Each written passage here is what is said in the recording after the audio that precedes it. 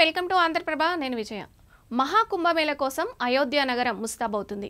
వచ్చే ఏడాది ఉత్తరప్రదేశ్లో ప్రయాగ్రాజ్లో జరగనున్న మహాకుంభమేళకు ఏర్పాట్లు జరుగుతున్నాయి. జనవరి 13 నుంచి ఫిబ్రవరి 26 వరకు 45 రోజుల పాటు అత్యంత వైభవంగా జరగనున్న ఈ వేడుకకు ప్రపంచ నలుమూలల నుంచి దాదాపు 40 కోట్ల మంది వస్తారని అధికారులు అంచనా వేస్తున్నారు. యాత్రికులు, సాధువులు, సన్యాసులు, పర్యాటకులు పెద్ద ఎత్తున రానున్నట్లు యూపీ ప్రభుత్వం భావిస్తుంది. ఈ సందర్భంగా అయోధ్య రామ మందిర దర్శన వేళలు పెంచుతూ నిర్ణయం తీసుకుంది.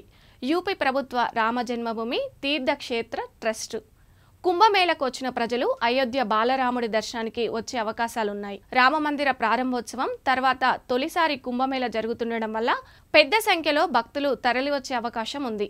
అందుకే అయోధ్యలోనూ ముమ్మరంగా ఏర్పాట్లు చేస్తున్నారు.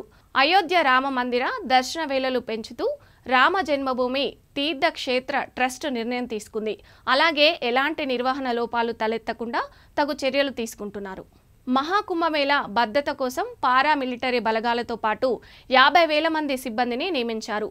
ఆర్టిఫిషియల్ ఇంటెలిజెన్స్తో కూడిన 2700 కెమెరాలతో నిఘా ఏర్పాటు చేస్తున్నారు. తొలిసారి అండర్ వాటర్ డ్రోన్లను వినియోగిస్తున్నారు. కుంభమేళ సమాచారం తెలుసుకోవడానికి 11 భారతీయ భాషల్లో ఏఐ చాట్ బాట్లను ఏర్పాటు చేశారు. భక్తులకు తాత్కాలిక వసతి కల్పనకు వేల సంఖ్యలో టెంట్లు, షెల్టర్లతో మహాకుంభనగర్ను నిర్మిస్తున్నారు.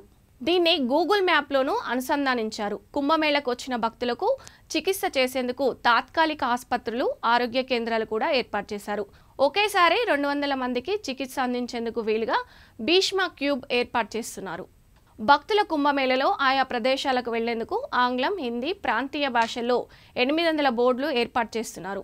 ఇక 92 రోడ్లు పునర్నిర్మాణిస్తున్నారు. 17 ప్రధాన రహదారుల సుందరీకరణ పనులు తుది దశకు చేరుకున్నాయి.